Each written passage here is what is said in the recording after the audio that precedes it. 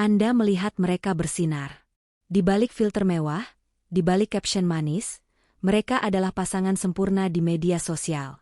Tapi di balik layar, ada sebuah pengkhianatan yang direncanakan. Bukan hanya rahasia, melainkan tontonan publik. Mereka menjual martabat mereka demi 1 jam viral. Ini adalah kisah Maya dan Reza. Mereka pikir, live streaming pengkhianatan adalah tiket menuju ketenaran abadi. Mereka lupa, algoritma punya sisi gelap. Hanya butuh 60 menit untuk menghapus semua kemewahan mereka. Dari ranjang sutra, mereka dilempar langsung ke lumpur Jakarta. Tanpa uang, tanpa teman, hanya berdua dengan tikus got. Saksikan bagaimana algoritma karma menuntaskan pembalasannya. Anda siap? Selamat datang di channel Kisahku. Tempat di mana kisah-kisah penuh makna dan inspirasi dari berbagai penjuru dunia yang hadir untuk menyentuh hati. Di sini, kamu akan menemukan cerita tentang semangat, keteguhan, dan kekuatan manusia dalam menghadapi kenyataan hidup. Klik tombol berlangganan dan aktifkan notifikasi, supaya kamu nggak ketinggalan kisah terbaru dari kami. Jangan lupa tulis di kolom komentar dari mana kamu berasal. Dan tentu saja, siapkan dulu secangkir kopi dan pisang goreng, karena setiap kisah layak dinikmati dengan hangat. Like, subscribe, dan komentar kamu sangat berarti bagi kami. Dukungan kecil darimu membantu channel Kisahku terus tumbuh dan menghadirkan lebih banyak kisah luar biasa. Emas berkilau di balik dinding retak. Maya menarik napas panjang. Udara dingin dari pendingin ruangan butik high-end itu terasa menusuk, membawa aroma sintetis dari kulit Italia yang mahal. Di tangannya, ia memegang clutch kecil berwarna perak, harganya setara dengan 3 bulan gaji Bagas, suaminya. Benda itu bukan dibeli dengan uang tunai, melainkan ditukar dengan endorsement yang ia dapatkan sebagai lifestyle enthusiast di Instagram. Ia tahu persis bagaimana cara kerja dunia barunya, citra jauh lebih berharga daripada substansi. Di balik senyumnya yang terbingkai sempurna saat berfoto di depan cermin butik, pose elegan, tatapan kosong yang misterius, tersimpan perasaan hampa yang kian membesar. Ia memiliki segalanya menurut standar digital. Suami yang mapan, walaupun membosankan, rumah mewah bergaya minimalis, dan fit yang dipenuhi estetika yang membuat iri. Tapi ia merasa seperti berada di dalam sangkar emas, tercekik oleh rutinitas dan keheningan Bagas yang terlalu aman. Maya mengetikkan caption di Instagram, tangannya lincah, penuh kepalsuan, "Someti mess, you just need a little sparkle to remind you of your own worth. Hello, weekend bliss." Kilauan. 1 jam kemudian, unggahan itu sudah mengumpulkan 8.000 likes. Tidak ada satupun yang tahu bahwa sparkle itu sebenarnya adalah keputusasaan yang dibungkus glitter. Tidak ada yang tahu bahwa malam ini, clutch perak itu akan dibawa ke tempat di mana ia akan menghancurkan seluruh kehidupannya. Di kantornya yang berjarak 20 km, Bagas sedang berjuang melawan tumpukan laporan keuangan yang menggunung. Bagas adalah tipe pria konservatif, tulus, dan straightforward. Baginya, cinta adalah tanggung jawab, kerja keras, dan kepastian.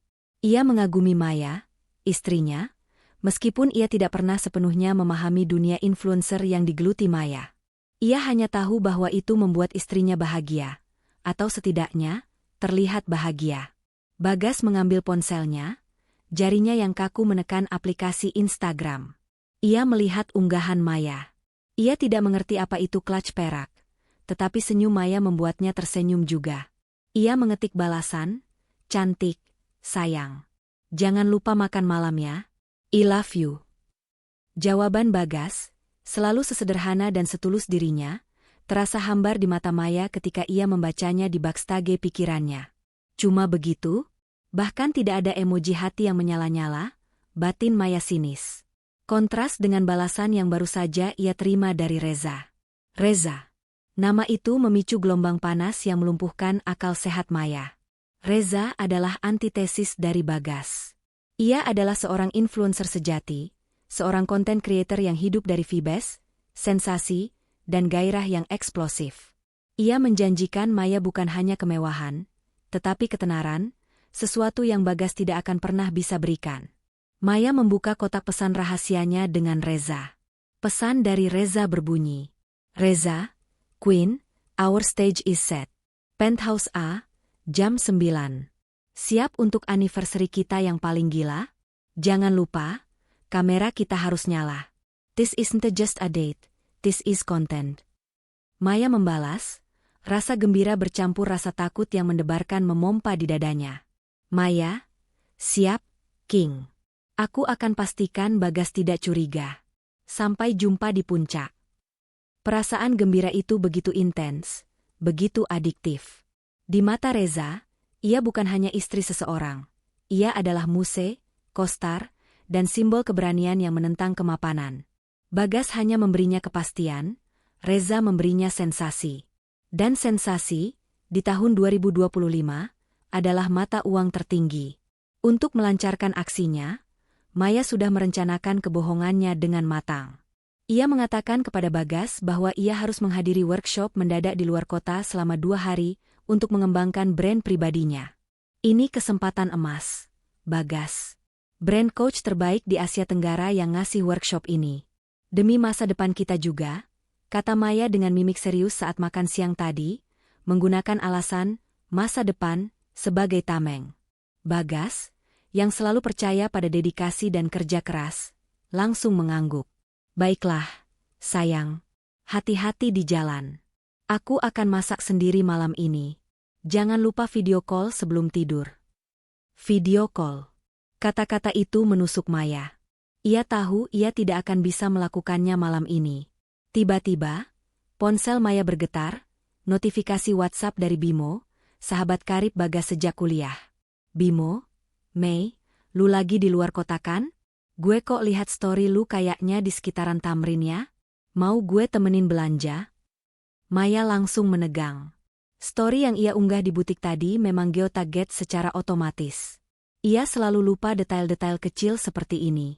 Bimo adalah sosok yang sangat loyal pada Bagas dan memiliki insting tajam. Dengan cepat, Maya menghapus unggahan itu dan membalas Bimo dengan santai, tetapi penuh manipulasi. Maya, haha, salah lihat kali, Bim. Itu foto lama pas launching tahun lalu, baru nemu di draft. Sekarang lagi sibuk banget sama materi workshop, gak sempat foto-foto. Titip Bagas ya, Bim. Jangan sampai dia lupa makan. Bimo membalas dengan emoji thumbs up dan rasa curiga yang masih menggantung. Bimo, berbeda dengan Bagas, sangat memahami bagaimana media sosial bisa digunakan sebagai alat penipuan. Bimo sempat merasa ada keanehan pada foto clutch perak itu, rasanya terlalu spesifik untuk sekadar foto lama. Ia memutuskan untuk menyimpan kecurigaan itu untuk dirinya sendiri, untuk saat ini. Saat jam menunjukkan pukul 19, Bagas mengirim pesan terakhir sebelum Maya berangkat. Bagas, aku baru cek kalender. 2 hari lagi anniversary pernikahan kita yang kelima. Workshop itu pasti hadiah dari Tuhan buat kita. Pulang dari sana, kita rayakan. Aku sudah booking tiket ke Bali. Sudah lama kita gak liburan berdua. Maya membaca pesan itu, dan tiba-tiba, clutch perak di tangannya terasa berat, panas, seperti batu nisan. Bali. Janji liburan romantis yang selalu mereka impikan. Rasa bersalah muncul sebentar, menusuk, tetapi cepat-cepat ditenggelamkan oleh Reza dan janji sensasi. Bali itu lambat. Reza memberiku kecepatan, pikir Maya, membenarkan diri sendiri. Di perjalanan menuju penthouse di Jakarta Pusat, Reza menelepon. Suaranya serak, penuh antisipasi. Mei, kita live tepat jam 9. Jangan lupa, kita harus kasih show terbaik kita. Internet harus tahu bahwa kita berani mengambil apa yang kita inginkan. Ini adalah live pembuktian diri. Reza, apa kau yakin harus live? Bagaimana kalau? Maya ragu, tetapi Reza memotongnya. Maya, tidak ada marketing yang lebih baik daripada skandal. Kita akan viral. Setelah ini, kita akan jadi power couple paling dibicarakan. Lupakan suamimu yang kaku itu. Malam ini, kau bebas. Kata, bebas, itu adalah sihir. Maya menggigit bibir, dan semua keraguan lenyap. Setibanya di penthouse, Maya disambut oleh pemandangan yang memukau. Lampu kota yang berkelip, sampahnya mahal di atas meja marmer, dan Reza yang sudah menantinya, tanpa baju, dengan senyum predator. Reza segera menyiapkan 2 ponsel. Satu untuk merekam sudut yang dramatis, satu lagi sebagai kamera utama untuk live stream. Semua sudah diatur, bisik Reza, matanya bersinar liar. Aku sudah membuat teaser kecil di akun privateku. Judulnya, Perayaan Cinta yang Tidak Direstui. Hanya orang tertentu yang bisa lihat. Kita mulai, Mei. Maya menelan ludah. Ia memejamkan mata, memeluk Reza erat-erat. Ya, mari kita hancurkan tembok-tembok ini. Saat Maya membuka matanya, ia tidak melihat lagi suaminya, Bagas, yang mencintainya dengan tulus. Ia hanya melihat kamera yang berkedip, siap untuk menyiarkan penghakiman digital yang akan menenggelamkan hidupnya. Di luar kesadaran mereka, sebuah akun anonim di forum gelap, yang dijalankan oleh mantan Reza yang dendam, baru saja melihat teaser Perayaan Cinta itu. Senyum pahit terukir di wajah hacker tersebut saat ia mulai menuliskan kode. Ia tidak hanya akan menyebarkan tautan itu, tetapi ia akan menyuntikkan keyword yang membuat live stream itu wajib dilihat oleh algoritma media sosial, menjamin bahwa feed setiap orang di Indonesia akan merestui tontonan kehancuran itu. Karma digital sudah mulai menyala. Kunci digital dan janji-janji palsu. Di dalam penthouse yang beraroma parfum mahal dan sampahnya dingin, jam terasa berdetak dengan irama yang terburu-buru, irama yang disinkronkan dengan detak jantung Maya yang tak menentu. Lampu ring light sudah dipasang, memancarkan cahaya putih steril yang menghapus kerutan dan keraguan, membuat segalanya tampak seperti adegan yang sudah diedit.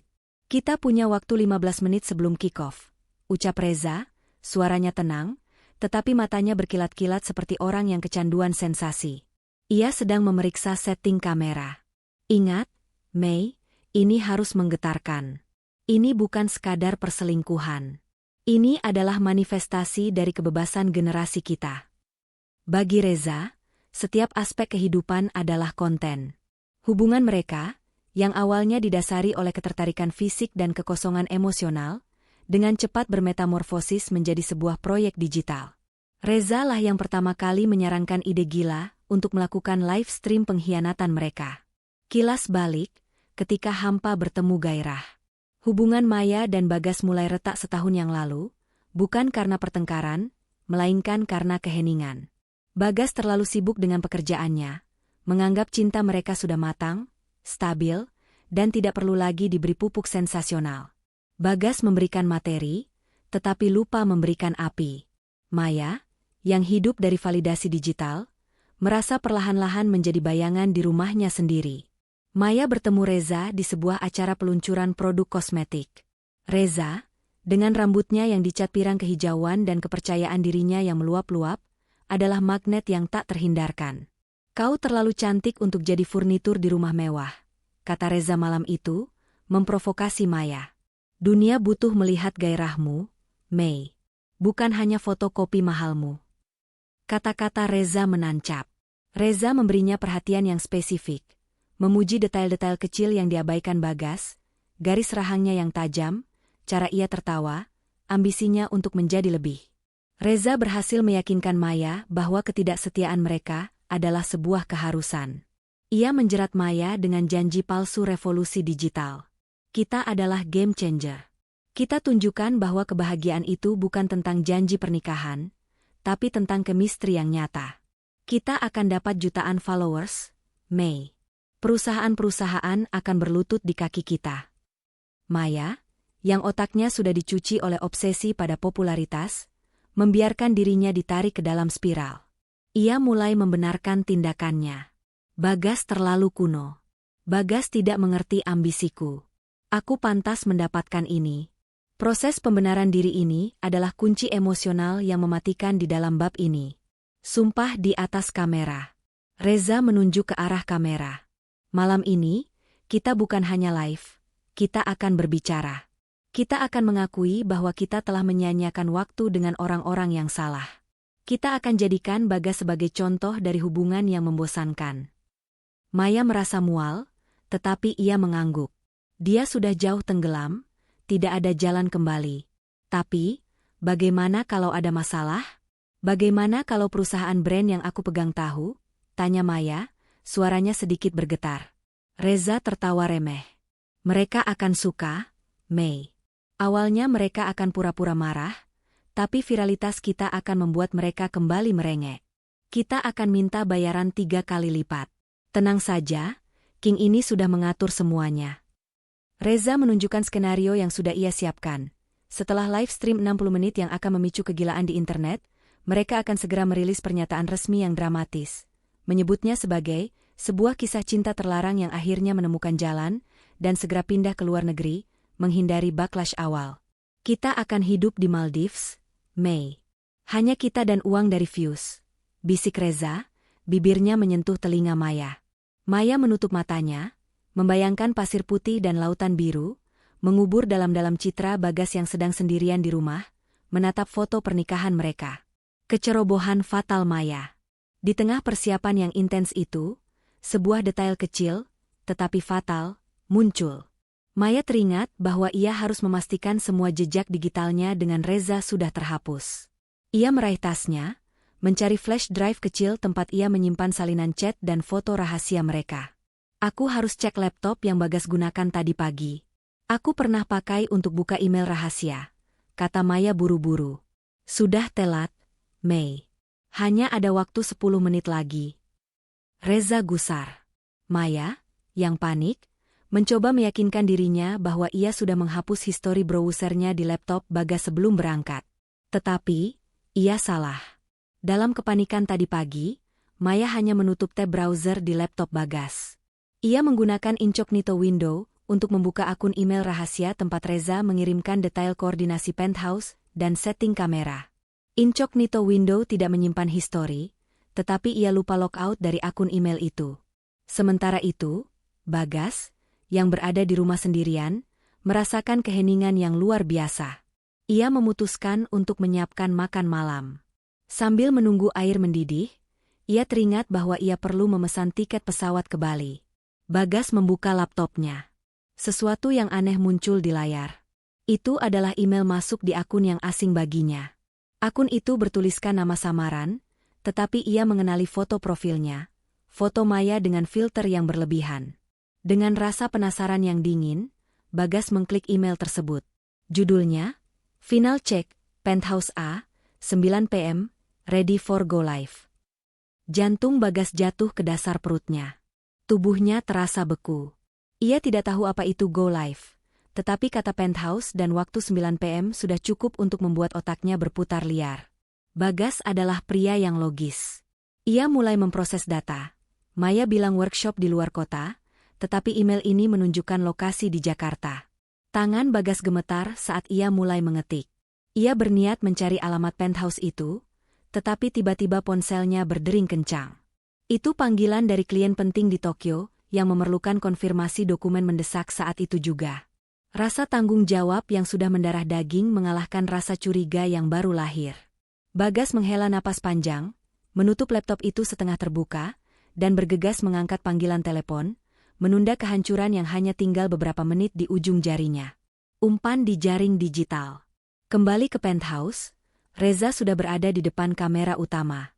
Ia mengirimkan pesan terakhir di akun private-nya, yang berisi teaser yang terlalu berani. Reza's private story, The ultimate truth is about to drop. Siap untuk skandal yang akan mengubah dunia digital? Set your alarm for 9 PM. We're going live, Betches. Di antara ratusan follower rahasia Reza, ada satu akun yang sangat spesifik dan memiliki misi. Akun anonim yang dikelola oleh Sasha, mantan pacar Reza, seorang hacker amatir dengan dendam membara. Sasha melihat teaser itu. Ia tahu persis apa yang dimaksud Reza dengan skandal. Sasha sudah lama memprediksi Reza akan melakukan sesuatu yang gila demi views. Sasha tersenyum, senyum yang dingin dan mematikan. Kau ingin sensasi, Reza? Aku akan memberimu sensasi. Aku akan memastikan algoritmanya tidak hanya melihatmu, tapi juga menghakimimu. Sasha mulai bekerja cepat. Ia tidak hanya menyalin tautan live stream yang akan datang, tetapi ia juga mulai menyuntikkan keyword yang sangat kuat, pengkhianatan, istri CEO, viral skandal, ke dalam metadata tautan tersebut, menargetkan forum-forum terbesar dan kelompok gosip paling aktif di Indonesia. Ia tahu bahwa dengan keyword ini, algoritma akan menganggap live stream ini adalah berita trending yang wajib disebarkan, melampaui batas follower pribadi mereka. Pukul 20.59. Maya duduk di sebelah Reza. Lampu ring light bersinar terang di wajahnya, menghapus semua jejak rasa bersalah, hanya menyisakan kegembiraan yang memabukkan. Reza mengangkat jarinya. 3, 2, 1. Tombol live di ponsel itu berkedip-kedip, siap untuk ditekan. Dinding pertahanan Bagas sudah retak, dan algoritma karma telah membuka pintu airnya. Malam terakhir sebelum badai. Lonceng antik di ruang tamu Bagas berdentang 8 kali. Pukul 20. Di saat yang sama, di lantai 35 penthouse sewaan, Maya sedang menyeka lensa kamera dan menghirup aroma sampanye dingin. Sementara Bagas, suaminya, menyeka keringat di dapur, sibuk merangkai kejutan yang menyedihkan. Bagas telah berhasil menunda panggilan klien dari Tokyo, tetapi perasaannya sudah tidak tenang sejak melihat email mencurigakan tadi. Ia mencoba mengusir kecurigaan itu dengan fokus pada hal yang paling ia yakini, cinta dan janji. Di meja makan, Bagas meletakkan 2 buah boarding pass yang baru dicetak ke Bali. Di sebelahnya, ia menata bingkai foto pernikahan mereka yang ia bersihkan pagi tadi. Ia bahkan menyalakan lilin aromaterapi, berharap aroma lavender yang menenangkan dapat menutupi kekosongan Maya di rumah. 2 hari lagi, anniversary kita, Mei, bisik Bagas pada udara kosong, suaranya syarat dengan harapan. Setelah ini, aku janji, aku akan lebih memperhatikanmu. Aku akan belajar tentang dunia digital MU itu. Kejutan di tengah sunyi. Bagas berencana memberi kejutan Maya dengan mendekorasi kamar tidur mereka. Ia mengeluarkan sebuah kotak bludru dari laci, yang berisi kalung berlian kecil yang ia beli dengan susah payah, hasil dari bonus akhir tahunnya. Ia ingin Maya tahu bahwa ia tidak hanya menyediakan materi, tetapi juga keindahan yang abadi, tidak seperti kilauan sementara dari clutch perak atau like di media sosial. Saat Bagas berjalan melewati ruang kerja, ia melihat laptopnya yang masih setengah terbuka. Mata Bagas tertuju pada tab email yang masih terbuka di akun anonim yang ditinggalkan Maya. Kali ini, rasa penasaran yang dingin berubah menjadi insting yang mendesak. Ia duduk dan mulai membaca lebih detail email yang dikirim Reza kepada Maya. Pastikan sudut kamera A menangkap wajah cemburu warganet. Kita harus merayakan kebebasan ini di depan publik. Ini adalah panggung kita. Kita mulai 9 PM sharp, jangan sampai terlambat. Semua sudah siap di penthouse A. Kata-kata, wajah cemburu warganet, dan panggung kita membuat Bagas merasakan lonjakan adrenalin yang mematikan. Ia segera menyalin alamat penthouse A dan menempelkannya ke aplikasi peta. Hasilnya, hanya 15 menit dari rumahnya. Maya tidak berada di luar kota. Maya sedang bersiap untuk melakukan panggung di dekat rumah mereka. Pikiran Bagas menjadi jelas, seperti air yang baru saja jernih dari lumpur. Ia tidak histeris, tidak berteriak. Reaksinya adalah kesunyian yang menakutkan. Pria konservatif dan logis itu kini dipimpin oleh logika yang paling brutal, bukti. Ia harus mengumpulkan bukti. Bagas segera mengambil jaket dan kunci mobilnya. Sebelum pergi, ia meraih ponselnya dan membuka aplikasi perekam suara. Ia tahu, sebagai seorang yang berurusan dengan hukum, bukti audio dan visual akan menjadi kunci untuk menghancurkan kebohongan ini. Hitung mundur menuju dosa. Di penthouse, Maya dan Reza sedang bersiap untuk memulai. Atmosfernya panas, didominasi oleh gairah terlarang dan kegilaan yang dipicu oleh kamera. Reza, jangan lupa matikan notifikasi di ponselmu. Aku tidak mau ada yang mengganggu siaran kita, kata Maya. Sudah, Mei. Aku sudah siapkan disclaimer yang kabur di awal. Kita akan bilang kita sedang acting atau syuting film pendek. Itu akan menjaga image kita dari gugatan awal, Reza menjelaskan rencananya yang licik. Namun, di bawah permukaan, ada rasa gugup yang tidak bisa disembunyikan. Maya meraih gelas sampanyenya, tangannya gemetar.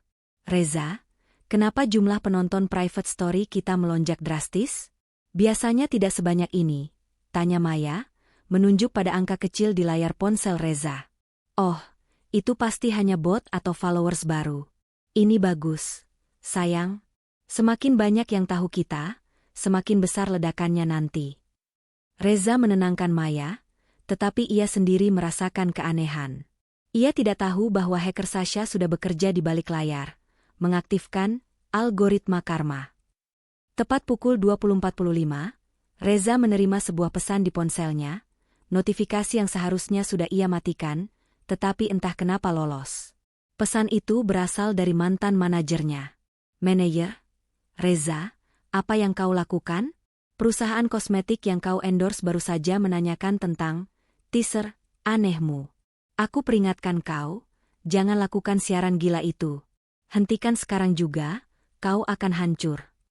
Reza buru-buru menghapus pesan itu, matanya melebar.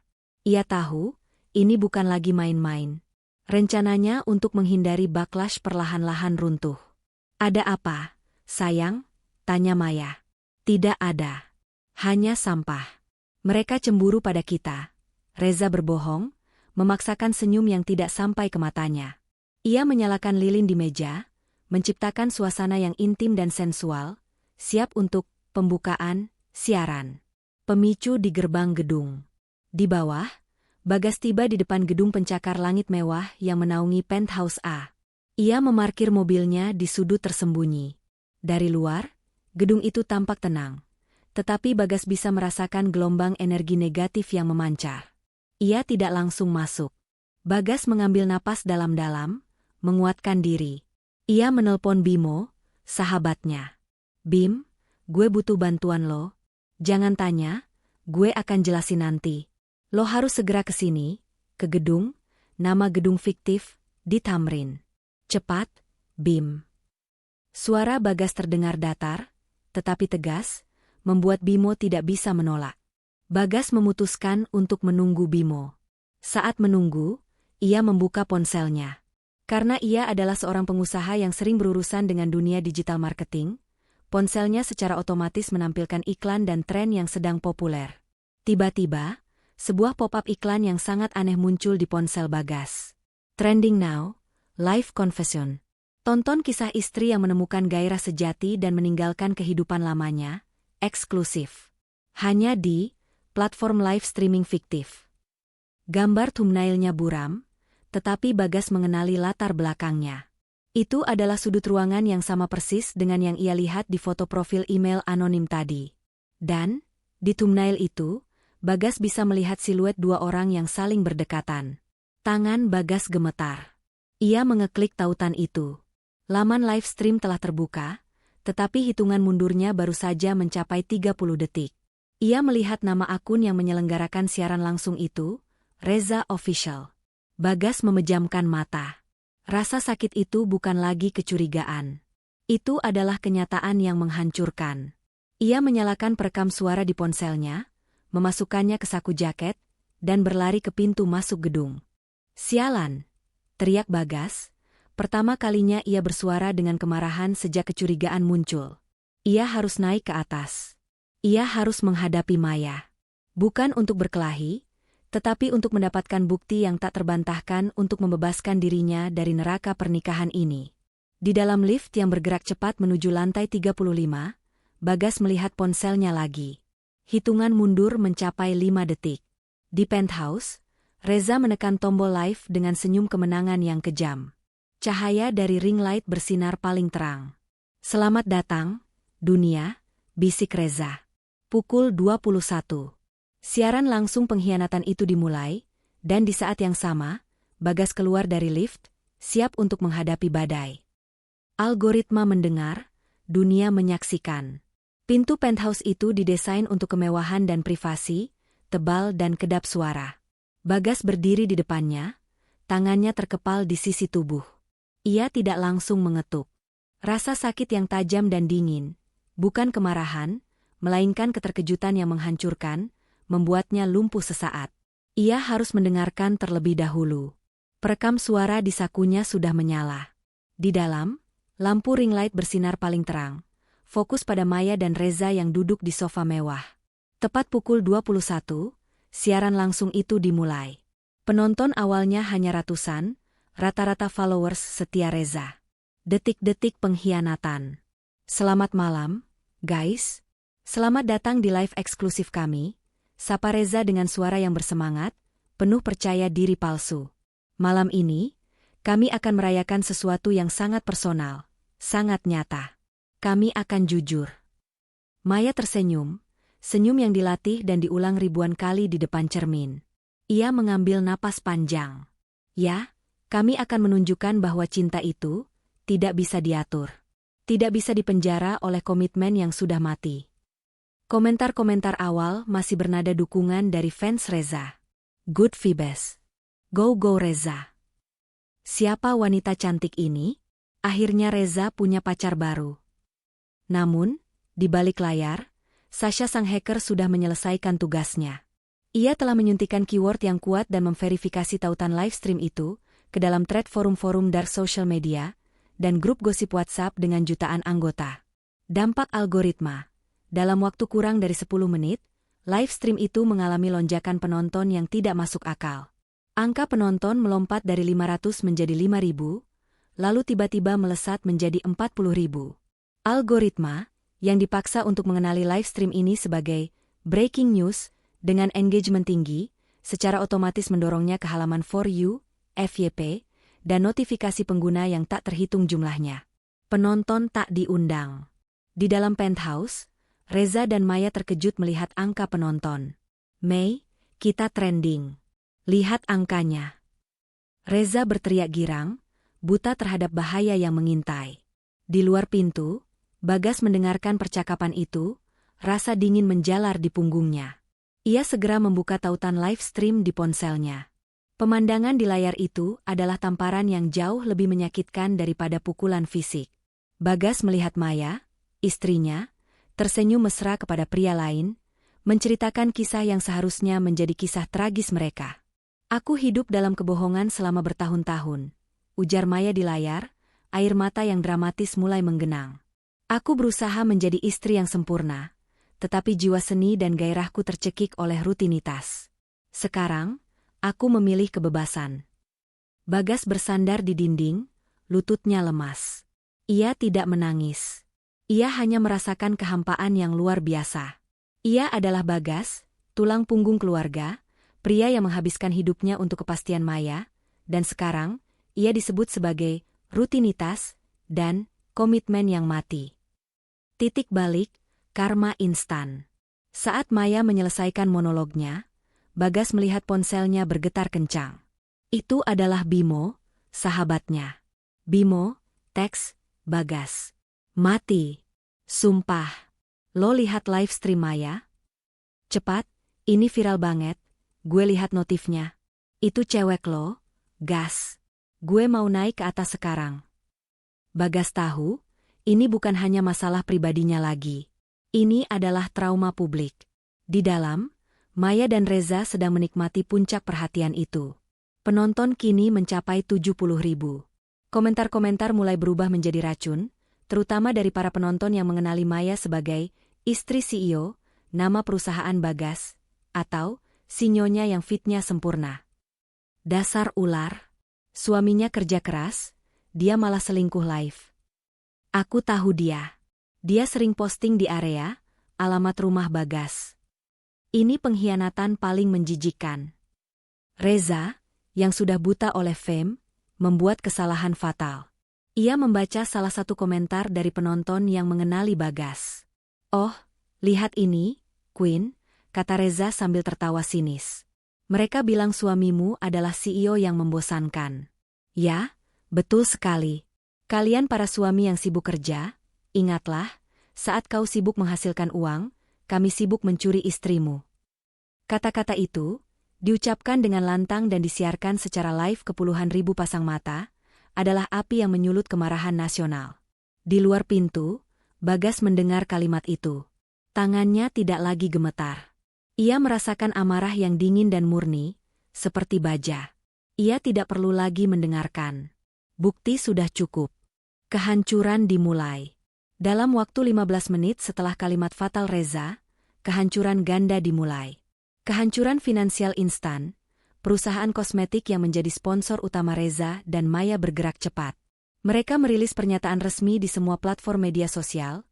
Kami secara permanen memutus kontrak dengan kedua individu terkait siaran langsung yang melanggar nilai etika dan moral kami. Kami mendukung Tuan Bagas dan keluarga. Pernyataan itu sendiri langsung viral. Uang sponsor Maya dan Reza, yang seharusnya masuk besok, lenyap. Kehancuran fisik dan digital, netizen mulai melakukan doxing massal. Dalam waktu 5 menit, alamat penthouse, dari plat nomor mobil sewaan di area parkir yang tidak sengaja terekam story Reza sebelumnya, dan informasi pribadi mereka bocor di internet. Penonton live stream mencapai 100.000 dan terus bertambah. Tetapi isinya bukan lagi dukungan, melainkan sumpah serapah, ancaman pembunuhan, dan instruksi untuk menghubungi polisi. Maya, melihat layar ponselnya dipenuhi komentar penuh kebencian, mulai panik. Air mata dramatisnya berubah menjadi air mata histeria. Reza, hentikan. Ini bukan rencana kita. Mereka tahu alamat kita, teriak Maya. Reza, yang tadinya congkak, pucat pasi. Ia melihat notifikasi bertubi-tubi di ponselnya tentang pemutusan kontrak. Sialan, algoritma ini salah. Ini seharusnya tidak secepat ini. Reza berteriak balik. Ia mencoba mengakhiri siaran, tetapi jarinya gemetar terlalu hebat. Gembok pintu. Di luar, Bagas sudah selesai. Ia menekan tombol stop pada perekam suaranya. Bukti sudah ia dapatkan. Ia mengirim pesan teks singkat kepada Bimo. Bim, gue udah dapat rekaman. Jangan masuk. Tetap di luar dan panggil polisi serta pengacara gue. Ini bukan urusan pribadi lagi, ini urusan hukum. Bagas membalikkan badannya, berjalan menjauh dari pintu yang memisahkan antara kehidupan lamanya yang hancur dan masa depan yang ia perjuangkan. Ia meninggalkan Maya dan Reza di tengah siaran langsung yang sedang menuju kehancuran total. Saat Bagas masuk ke lift, ia melihat Maya dan Reza di layar ponselnya untuk terakhir kalinya. Mereka sudah tidak tersenyum. Mereka berteriak satu sama lain, menyalahkan, sementara penonton di seluruh Indonesia menyaksikan jatuhnya 2 orang budak konten yang dikalahkan oleh kecepatan algoritma. Dalam waktu kurang dari 30 menit, dari sofa mewah, mereka telah dideklarasikan sebagai paria digital. Hukum sosial sudah berlaku, dan algoritma karma telah menyelesaikan tugasnya. Reaksi berantai di layar kaca. Pukul 21.30. Bagas keluar dari gedung penthouse, matanya kosong, tetapi langkahnya mantap. Ia bukan lagi Bagas yang naif dan dibebani oleh cinta, melainkan seorang pria yang baru saja dihidupkan kembali oleh rasa pengkhianatan yang mematikan. Perekam suara di sakunya terasa dingin, membawa kebenaran yang kejam. Di luar, Bimo sudah menunggu. Ia melihat Bagas dan terperanjat melihat perubahan pada sahabatnya. Bagas tidak menangis, tidak berteriak. Ia hanya memancarkan aura kehampaan yang menakutkan. Gas, live stream itu sudah diakhiri. Tapi reuploadnya sudah ada di mana-mana. Ini gila, Bimo berbisik, sok. Aku tahu, Bim, jawab Bagas datar. Aku sudah merekam semuanya. Sekarang, dengarkan aku baik-baik. Kita tidak perlu emosi. Kita akan bertindak berdasarkan hukum dan logika. Keheningan yang mematikan. Bagas kembali ke rumahnya yang kini terasa seperti monumen kesunyian. Ia duduk di ruang kerjanya, di depan laptop yang tadi pagi hampir membuka kotak Pandora.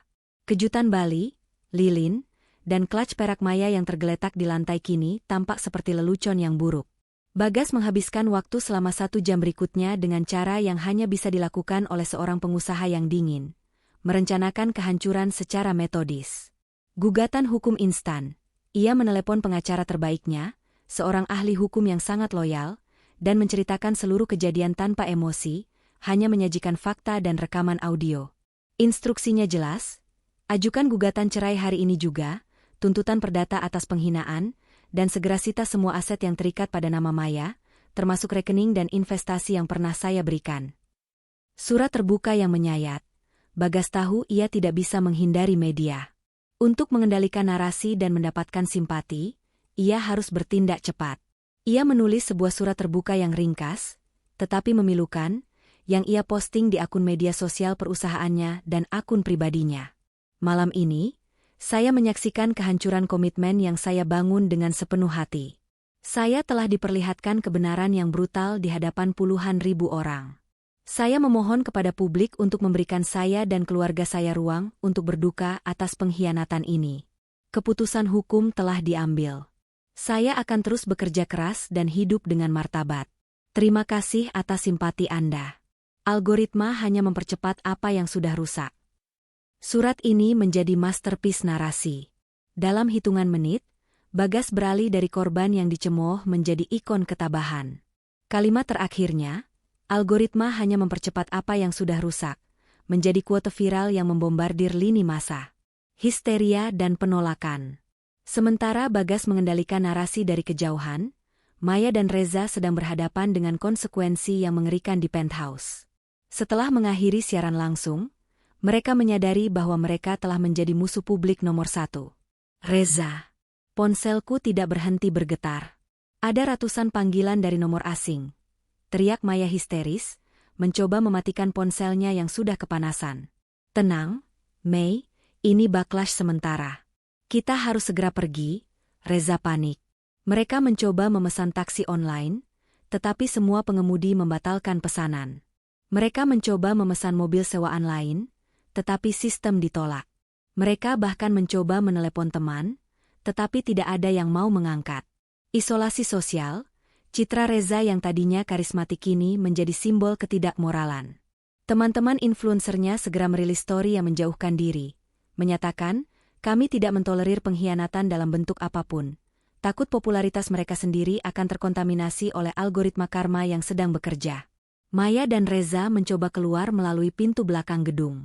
Di sana, mereka dihadang oleh dua pria berpakaian jas hitam, kurir yang membawa amplop tebal. Nyonya Maya dan Tuan Reza, tanya salah satu pria itu dengan nada formal dan dingin. Kami ditugaskan untuk menyampaikan ini dari kantor hukum, nama pengacara Bagas. Amplop itu berisi surat gugatan cerai resmi dan perintah sita aset awal. Reza merobek suratnya, penuh amarah. Sita? Dia tidak bisa menyita apapun dariku. Aku tidak punya ikatan hukum dengannya. Maaf, Tuan, jawab kurir itu tanpa ekspresi. Tuntutan perdata atas pencemaran nama baik juga dilayangkan. Kerugian perusahaan Tuan Bagas diperkirakan mencapai puluhan miliar akibat kehancuran reputasi. Anda dan Nyonya Maya akan dituntut bersama. Reza terdiam. Puluhan miliar. Angka itu jauh melampaui seluruh penghasilan yang pernah ia dapatkan dari endorsement. Menjadi buronan di kotanya sendiri. Maya menangis, memohon pada Reza. Kita harus menghubungi ibuku. Dia pasti bisa membantu. Reza menatap Maya dengan mata dingin, gairah yang ia tunjukkan di depan kamera sudah menguap habis. Ibumu? Dia baru saja memblokirku di semua akun. Dia bahkan menghapus semua foto kita. Kita sendirian, Maya. Kita adalah sampah digital sekarang. Mereka tidak bisa kembali ke penthouse. Mereka tidak bisa kembali ke rumah Bagas, yang kini dijaga oleh keamanan dan wartawan. Mereka tidak punya tempat tujuan. Kita harus lari keluar kota, usul Reza. Bagaimana caranya? Semua orang mengenali kita. Saat mereka berjalan menyusuri jalanan kecil di belakang gedung, sebuah mobil melintas. Penumpangnya, seorang remaja laki-laki, mengenali mereka dari live stream yang baru saja ia tonton ulang. Itu mereka. Itu gembel online. Teriak remaja itu sambil mengacungkan ponselnya dan merekam mereka. Teriakan itu seperti gong. Dalam hitungan detik, beberapa orang di sekitar menoleh. Tatapan mereka penuh penghakiman, jijik, dan kepuasan yang kejam. Maya, yang sepanjang hidupnya mendambakan sorotan, kini menjadi pusat perhatian yang paling mengerikan. Ia menyembunyikan wajahnya. Lari. Cepat. Reza menarik tangan Maya dengan kasar. Mereka berlari tanpa tujuan, meninggalkan klats perak Maya yang mahal tergeletak di aspal, di bawah sorotan lampu jalan yang terang. Cahaya itu, yang seharusnya menjadi panggung, kini menjadi lampu sorot untuk kehinaan mereka. Di depan mereka terbentang kota Jakarta yang luas, tetapi untuk Maya dan Reza, kota itu kini hanya berfungsi sebagai labirin tanpa pintu keluar, dikelilingi oleh jutaan mata yang sudah memutuskan hukuman mereka. Gembok pintu kehidupan lama. Pagi datang, membawa serta berita utama yang seragam di seluruh media daring, skandal live stream guncang dunia bisnis. Istri CEO, nama perusahaan Bagas, ditinggalkan suami, terancam tuntutan miliaran.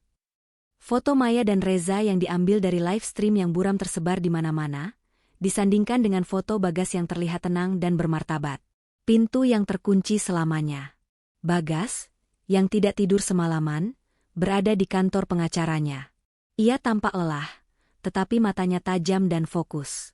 Surat cerai dan tuntutan perdata sudah didaftarkan. Prosesnya dipercepat karena adanya bukti pengakuan publik yang jelas. Tuan Bagas, dalam 12 jam terakhir, kami telah berhasil membekukan semua aset di rekening bank Nyonya Maya yang terkait dengan dana Anda, termasuk investasi properti di Bogor, jelas pengacara Bagas, Tuan Hadi. Semua mobil, perhiasan, dan barang-barang mewah di rumah Anda yang terdaftar atas nama Anda sudah aman secara hukum. Nyonya Maya hanya akan memiliki pakaian di badannya. Bagas mengangguk. Keputusannya bukan didorong oleh dendam uang, tetapi oleh kebutuhan untuk menghapus jejak Maya dari kehidupannya secara total. Ia harus menutup pintu itu rapat-rapat. Bagaimana dengan rumah? Tanya Bagas. Saya sudah meminta petugas untuk mengganti semua kunci hari ini. Dan kami telah mengirimkan pemberitahuan resmi ke orang tua Nyonya Maya, meminta mereka untuk mengambil barang-barang pribadinya di garasi dalam waktu 24 jam. Setelah itu, akan kami anggap sebagai sampah. Bagas menghela napas panjang. Keputusan ini brutal, tetapi perlu. Ia tidak ingin ada jejak masa lalu yang menodai rumah dan perusahaannya. Dengan tangan Bagas sendiri, gembok pintu kehidupan lama Maya telah dipasang. 30 jam di jalan. Sementara Bagas sibuk menyusun ulang kehidupannya yang berantakan, Maya dan Reza sedang berjalan gontai di pinggiran Jakarta. Sudah lebih dari 30 jam sejak siaran langsung itu berakhir. Mereka belum makan, belum tidur, dan kulit mereka lengket oleh debu dan keringat. Maya, yang terbiasa dengan spray linen yang lembut dan air conditioning 24 jam, kini kesulitan berjalan dengan heels mahalnya yang sudah rusak. Wajahnya yang dulunya flawless karena perawatan mahal, kini memerah dan kotor. Aku tidak tahan lagi, Reza. Aku lapar. Aku haus. Kita harus mendapatkan uang. Sedikit saja, rintih Maya. Reza, yang juga lelah, mulai menunjukkan sifat aslinya, temperamental dan egois ketika tidak ada kamera. Diam. Jangan merengek.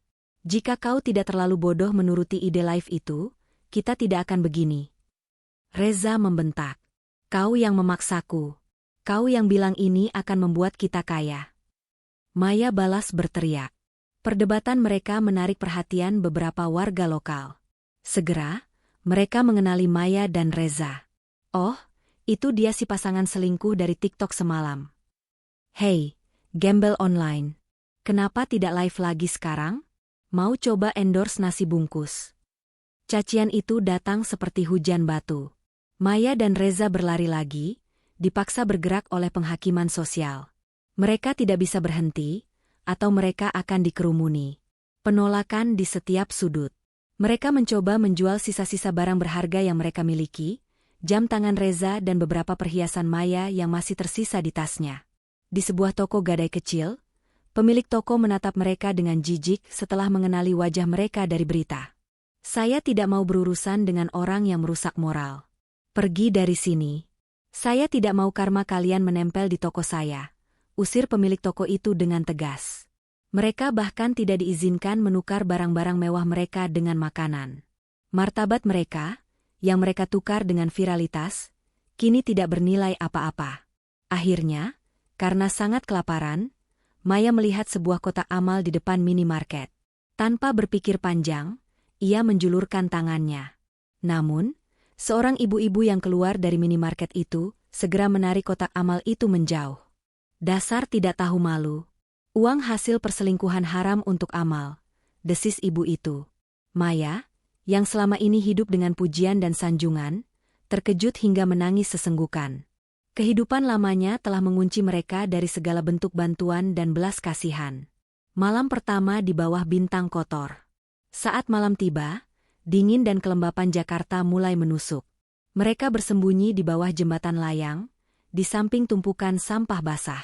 Bau busuk menusuk hidung Maya, membuatnya terus-menerus ingin muntah. Aku tidak bisa tidur di sini, Reza. Ada kecoak, bisik Maya, tubuhnya gemetar. Pilih saja, kecoak atau dikejar massa? Reza sudah menyerah pada keadaannya.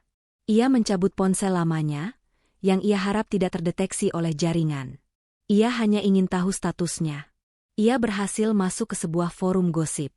Ia membaca judul-judul yang menghancurkan. The Final Boss. Bagas menggugat cerai dan menyita harta. Istri selingkuh jadi gembel.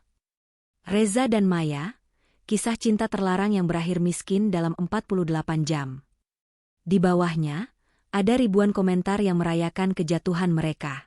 Mereka bukan lagi manusia dengan nama, mereka adalah hiburan. Reza melempar ponselnya ke tumpukan sampah. Kita benar-benar sudah berakhir, Mei. Tidak ada jalan kembali. Bagas menutup semua pintu, bahkan pintu kasihan. Maya menatap kegelapan di bawah jembatan. Ia melihat seekor tikus besar berlari di antara tumpukan kardus. Ia memeluk lututnya, merasa dirinya perlahan-lahan berubah menjadi sama menjijikannya dengan lingkungan mereka. Tembok-tembok kemewahan sudah runtuh. Mereka berdua, yang mencari kebebasan di dunia maya, kini terpenjara oleh realitas kotor, dan malam pertama ini hanyalah awal dari hukuman mati sosial mereka. Akhir bab 6, karakter 7000. Buronan digital. 2 minggu berlalu. 2 minggu yang terasa seperti 2 abad. Maya dan Reza telah tenggelam ke lapisan masyarakat paling bawah, sebuah jurang yang tidak pernah mereka bayangkan eksistensinya. Mereka berpindah-pindah tempat, dari kolong jembatan ke emperan toko yang tutup, selalu dikejar oleh tatapan menghakimi, atau lebih buruk, oleh ponsel yang siap merekam. Mereka sudah benar-benar kehabisan uang. Jam tangan Reza sudah hilang, mungkin terjatuh atau dicuri saat mereka tidur di pinggir jalan. Pakaian mereka, kemeja sutra dan gaun mahal yang kini compang-camping, berbau asam dan busuk, kontras yang menyakitkan dengan lingkungan kumuh mereka. Kehancuran harga diri dan kekejaman netizen. Kini, target utama mereka adalah mencari pekerjaan apapun, sepele apapun, asalkan bisa mendapatkan makanan. Reza, yang dulunya adalah seorang influencer dengan jutaan views, mencoba melamar pekerjaan sebagai kurir pengiriman barang. Ia mencukur janggutnya yang tumbuh tak terawat, berharap bisa menyamarkan diri. Ia berhasil mendapatkan satu wawancara di sebuah perusahaan logistik kecil. Ia duduk di ruang tunggu, gugup. Saat pewawancara memanggil namanya, ia menarik napas lega. "Silakan masuk, Tuan Reza." Pewawancara itu, seorang wanita parubaya dengan kacamata tebal, menatapnya. Matanya menyipit perlahan. "Tunggu sebentar," katanya, tangannya mengambil ponsel di mejanya.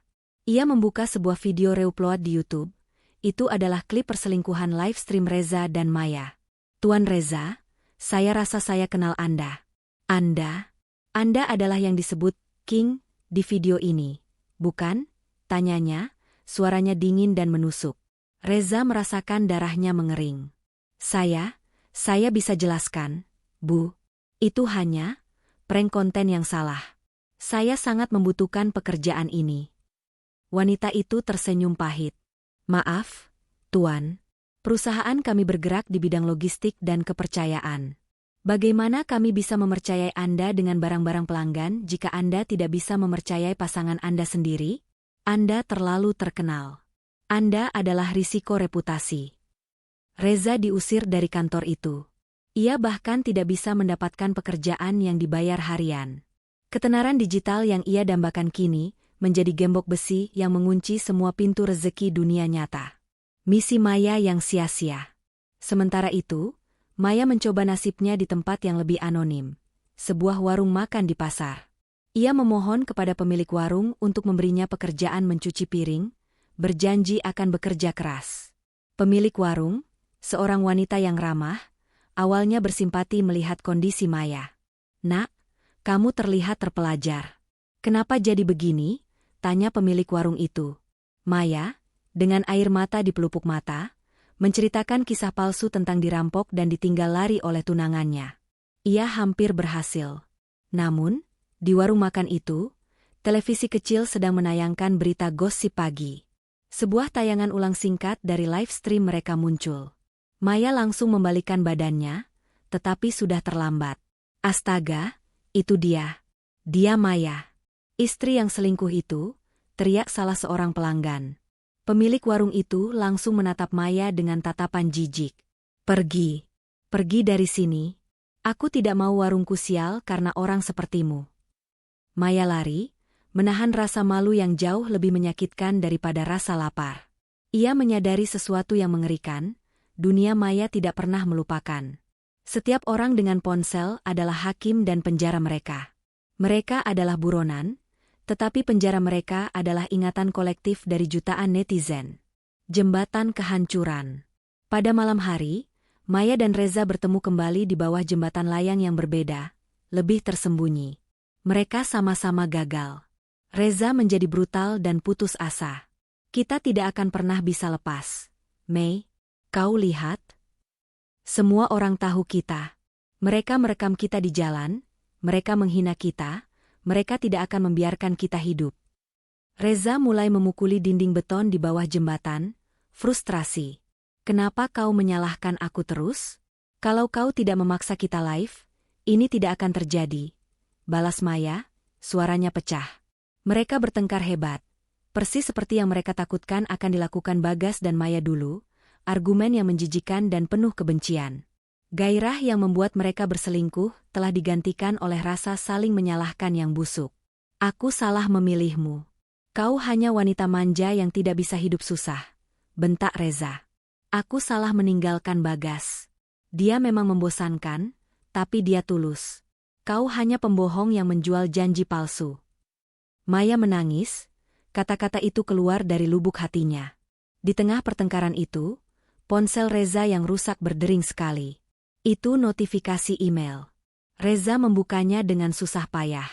Itu adalah email dari pengacara Bagas. Isinya adalah surat peringatan final. Semua aset digital Maya, termasuk akun-akun media sosial lamanya, akan dihapus permanen sore ini, atas permintaan pengadilan. Mereka menghapus histori kita. Bisik Reza, air mata mengalir di matanya, bukan karena sedih, tetapi karena menyadari betapa finalnya kehancuran mereka. Maya tidak lagi peduli dengan akun-akunnya. Ia hanya menatap langit gelap. Aku hanya ingin makanan, Reza. Aku ingin mandi. Aku ingin tidur tanpa bau sampah. Mereka tidak bisa lagi saling menyalahkan, karena mereka berdua adalah korban dari keputusan konyol mereka sendiri. Reza menatap sekeliling. Bau selokan yang menyengat terasa lebih kuat di tempat ini. Ia melihat ke bawah ke gorong-gorong yang gelap. Di sana, bisik Reza, menunjuk ke sebuah lubang gorong-gorong besar yang mengalir ke saluran pembuangan utama. Di sana tidak ada kamera. Tidak ada netizen. Tidak ada yang akan melihat kita. Maya melihat lubang gelap itu. Itu adalah gerbang menuju kegelapan yang menjanjikan anonimitas, tetapi mengorbankan martabat manusia. Itu adalah tempat persembunyian yang paling memalukan.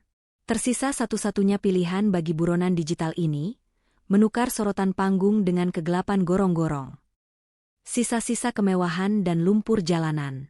Gorong-gorong itu, pintu masuknya sempit, tetapi di dalamnya, lorong saluran pembuangan utama cukup lebar untuk menampung 2 orang dewasa yang meringkuk.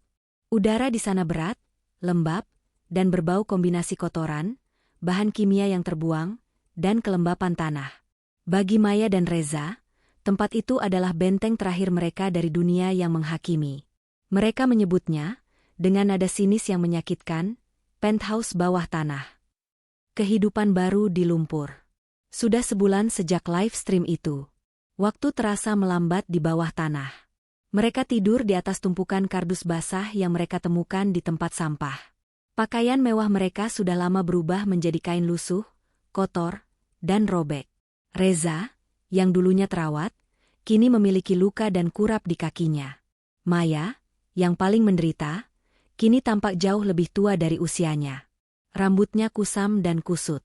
Keindahan yang membuatnya terkenal kini hilang, tertutup debu dan keputusasaan. Satu-satunya misi harian mereka adalah keluar setelah tengah malam untuk mencari sisa-sisa makanan di tong sampah restoran cepat saji. Perdebatan mereka tidak lagi tentang siapa yang salah, tetapi tentang siapa yang harus mengambil tulang ayam terakhir. Aku tidak bisa, Reza. Rasanya pahit sekali, rintih Maya suatu malam, menolak makan nasi basi yang mereka temukan. Makan, Maya. Atau kau mau mati di sini dan dimakan tikus? Kau harus bertahan.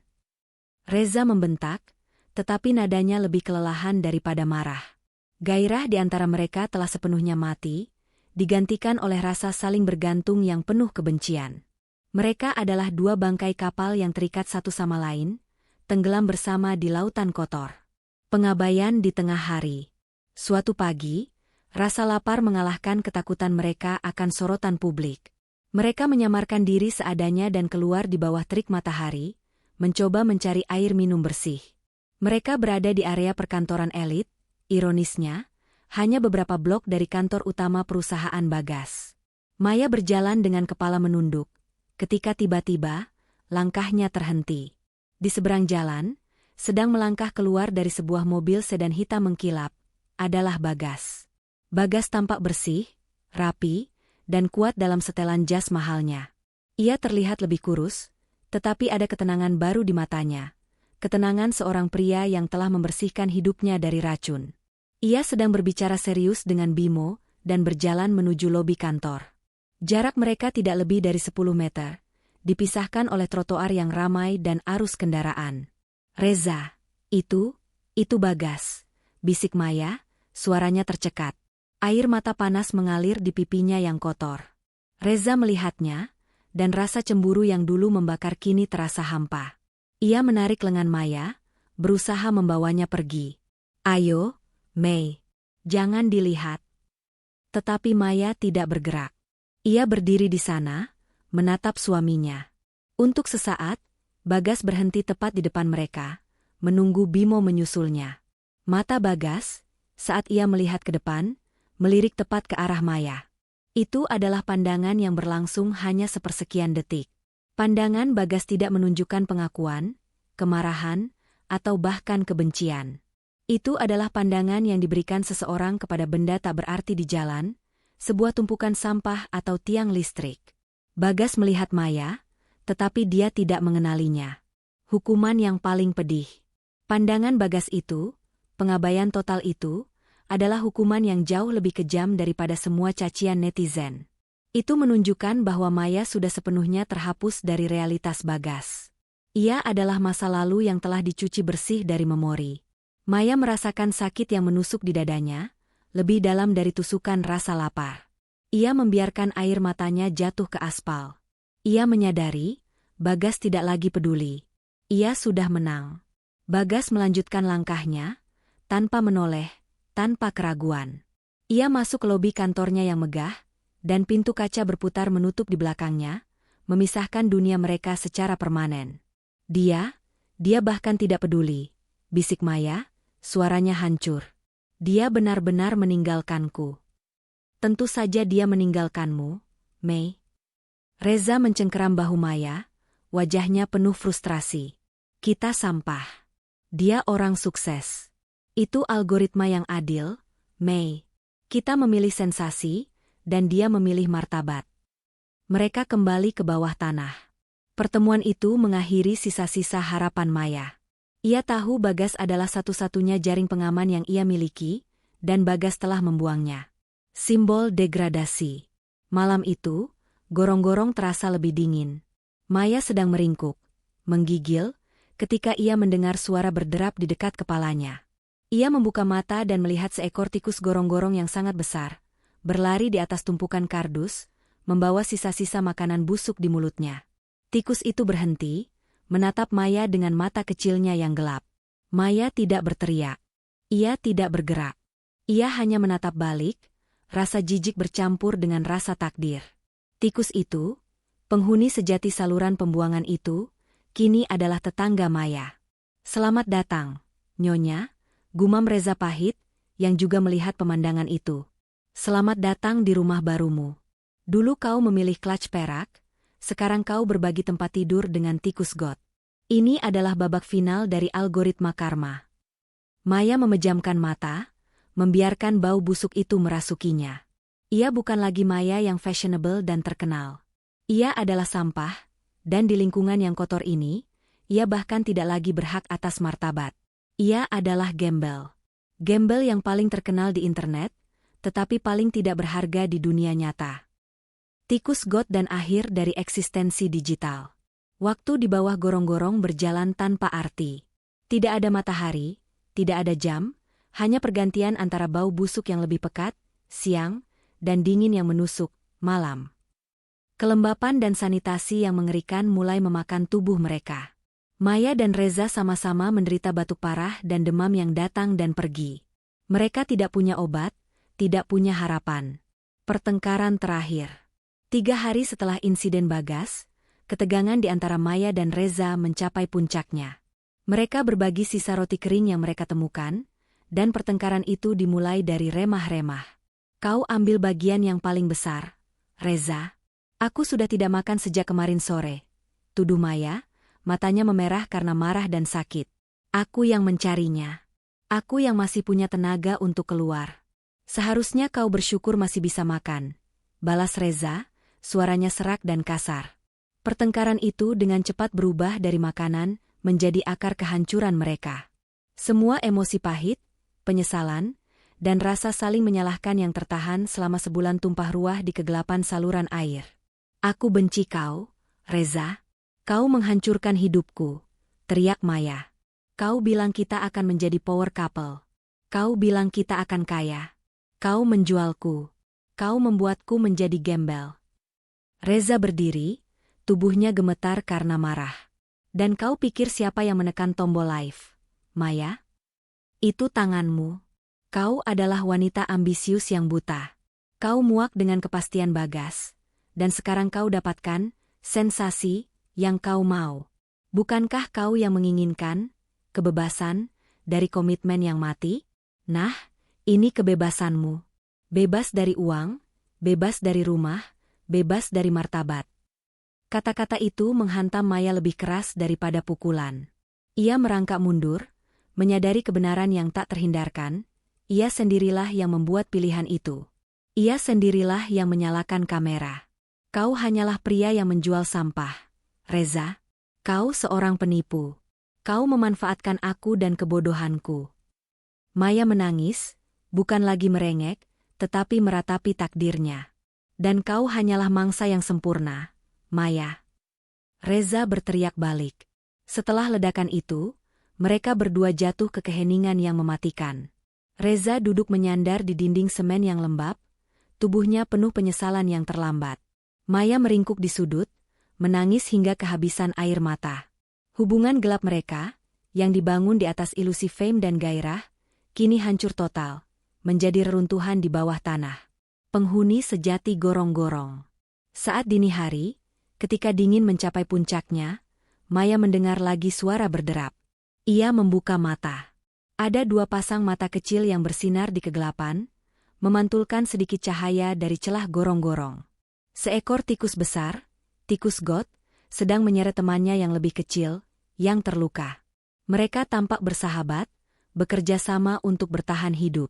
Tikus itu berhenti beberapa kaki dari Maya, mengendus-endus sisa makanan busuk yang berserakan. Maya menatap tikus itu, dan untuk pertama kalinya, ia merasa iri. Tikus-tikus itu memiliki tujuan, memiliki komunitas, dan yang paling penting, mereka tidak memiliki memori tentang status atau martabat yang hilang. Mereka adalah penghuni sejati gorong-gorong. Mereka adalah bagian dari ekosistem kotor ini, sementara Maya dan Reza hanyalah pengunjung yang terhukum. Reza, yang juga terbangun, melihat pemandangan itu.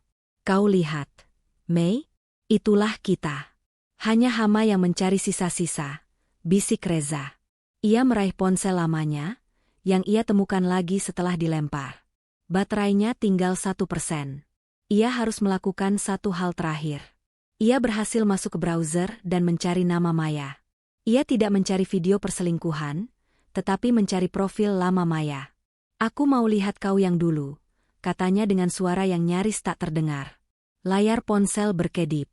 Ia berhasil membuka cache dari salah satu foto lama Maya. Maya tersenyum di sofa mewah mereka, memegang clutch perak, tampak bersinar, penuh janji. Reza menatap foto itu, lalu menatap Maya di sampingnya, wajah kotor, mata cekung, kulit penuh noda.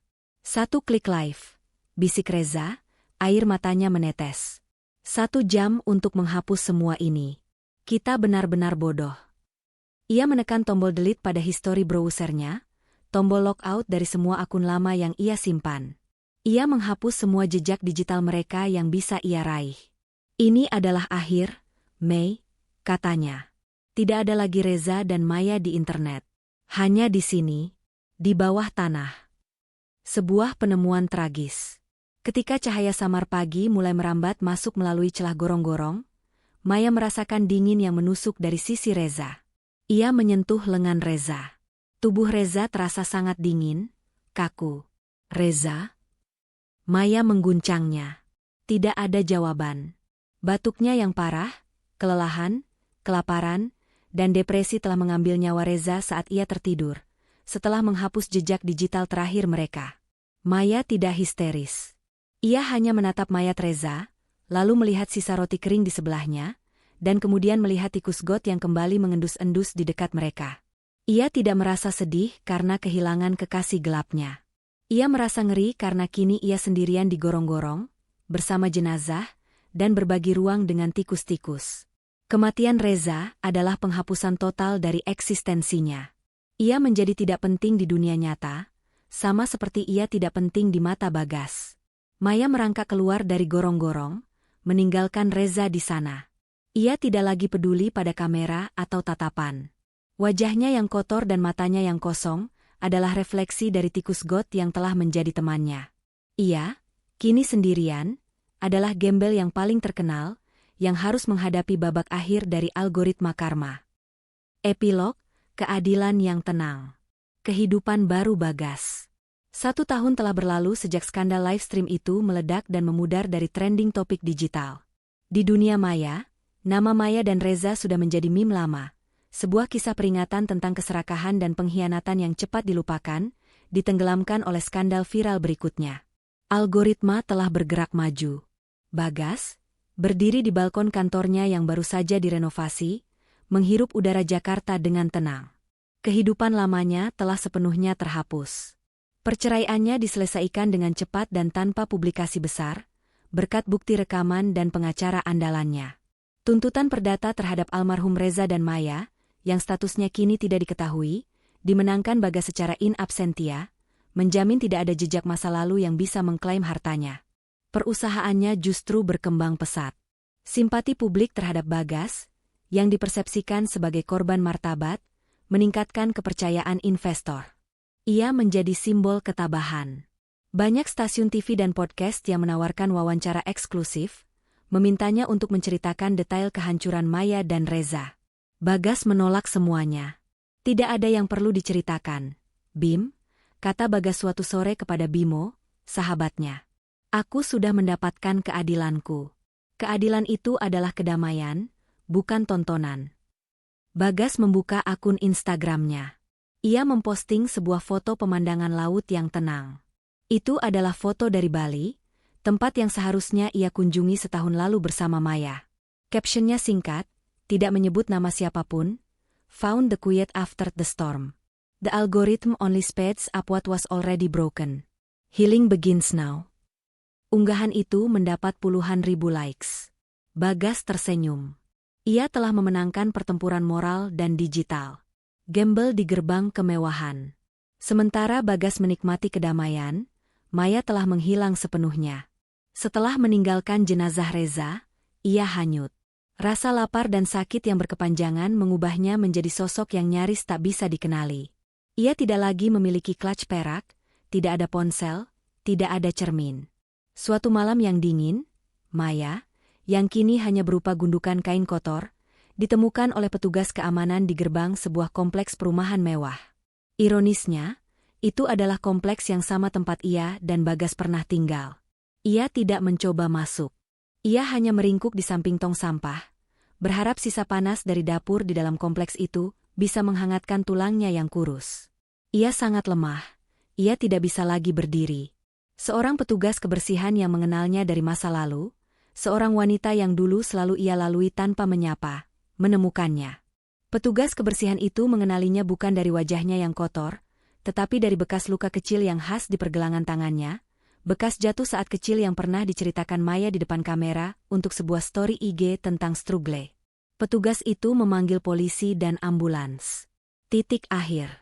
Maya dibawa ke rumah sakit umum. Ia didiagnosis menderita malnutrisi parah, pneumonia, dan infeksi kulit yang meluas.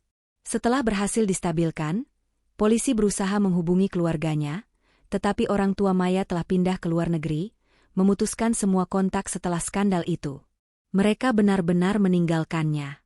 Berita tentang penemuan Maya, gembel yang dulunya influencer viral, kembali menjadi trending topik singkat di beberapa media gosip, tetapi kali ini, tanpa histeria. Hanya ada rasa dingin dan takdir yang tak terhindarkan. Bagas menerima telepon dari pengacara yang memberitahunya tentang penemuan Maya dan nasib Reza. Mereka mengira Reza meninggal digorong-gorong karena penyakit, Tuan. Kasusnya ditutup. Dan Nyonya Maya akan dipindahkan ke panti sosial setelah pulih. Jelas Tuan Hadi. Bagas menutup telepon. Ia tidak merasakan kemenangan atau kegembiraan. Hanya rasa sedih yang sunyi. Ia tahu, hukum alam telah bekerja. Beberapa hari kemudian, Maya, yang sudah sedikit pulih, dibawa ke panti sosial di pinggiran kota. Ia tidak melawan. Ia tidak menangis. Ia hanya memiliki tatapan yang kosong, yang telah melihat jurang kehancuran sejati. Di panti sosial, di sebuah kamar sunyi tanpa jendela, Maya menatap tembok yang kusam. Ia tidak lagi memiliki ambisi, tidak ada followers, tidak ada likes. Ia sendirian. Tiba-tiba, ia melihat seekor tikus kecil berlari di sudut ruangan. Tikus itu berhenti, mengendus-endus lantai. Maya tersenyum samar, senyum yang pertama kali muncul di wajahnya setelah sekian lama. Senyum itu tidak gembira, melainkan penerimaan yang dingin. Ia telah membawa teman barunya, simbol dari kehancurannya. Ia tidak lagi takut. Ia telah kehilangan segalanya, dan dalam kehilangan itu, ia menemukan hukuman yang abadi, hidup tanpa martabat, dikunci dari dunia yang pernah ia cari validasinya. 1 jam live stream telah membawa mereka dari ranjang mewah ke selokan, dan akhirnya, ke kehancuran total. Algoritma karma telah menuntaskan pembalasannya, menjadikan Maya dan Reza bukan hanya kisah peringatan digital, tetapi juga gembel yang dilupakan oleh dunia nyata.